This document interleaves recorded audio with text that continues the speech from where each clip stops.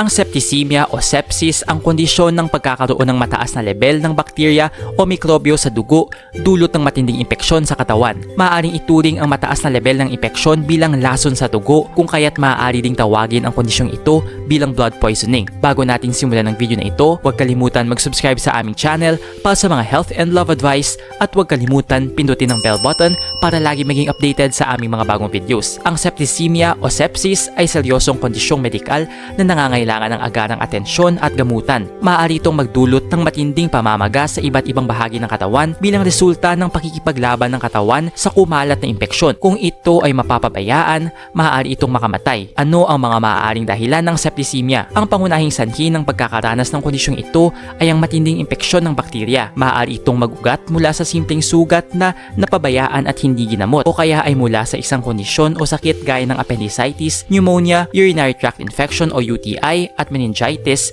na napabayaan at kumalat sa buong katawan. Ano ang mga sintomas na mararanasan dulot ng septicemia? Narito ang mga nakakabahalang sintomas ng sepsis na maaaring makita sa mga bata o sanggol. 1. Lagnat o hypothermia. Ang mataas na lagnat ay karaniwang senyales ng impeksyon sa katawan. Ang katawan ay naglalabas ng init bilang bahagi ng immune response laban sa mga mikrobyo. Ang mababang temperatura ng katawan ay maaaring mangyari sa mga sanggol at bata na may sepsis. Ang kanilang katawan ay maaaring hindi makapag-produce ng sapat na init dahil sa matinding impeksyon. 2. Pagiging matamlay o walang gana. Ang mga batang may sepsis kadalasang nagiging tamlay, walang gana kumain o maglaro. Maaaring makaranas ng panghihina dahil sa matinding impeksyon na nagaganap sa kanilang katawan. 3. Mabilis o mabagal na paghinga. Ang mabilis na paghinga ay isang palatandaan na ang katawan ng bata ay nagkukulang sa oxygen at sinusubukan nitong punan ang pangangailangan ng katawan. Ang mabagal na paghinga naman ay maaari ding senyales ng sepsis at nangangailangan ng agarang atensyong medikal.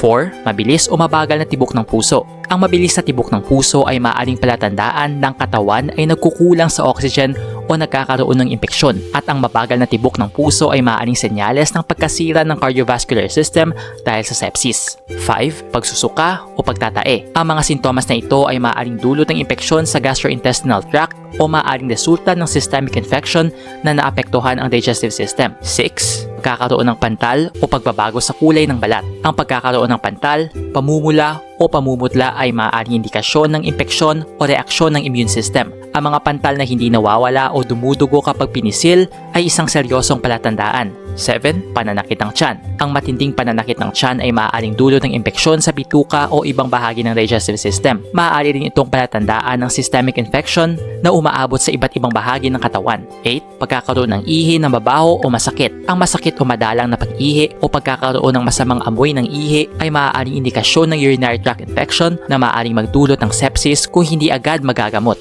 9. Pagiging iritable. Ang mga batang may sepsis ay kadalasang nagiging iritable o hindi mapakali. Ang patuloy na pag-iyak at pagiging iritable ay senyales na may nararamdamang sakit o discomfort ng bata. 10. Pagkakaroon ng mga bluish na bahagi sa katawan. Ang pagiging maputla o may mga kulay asul na bahagi sa katawan, labi o kuko ay indikasyon na ang katawan ay hindi nakakakuha ng sapat na oxygen. Ito ay isang seryosong senyales na nangangailangan ng agarang atensyong medikal. Nag-enjoy ka ba sa video ito? Please hit the like button and subscribe sa aming channel para sa iba pang video tulad nito. Salamat sa panonood!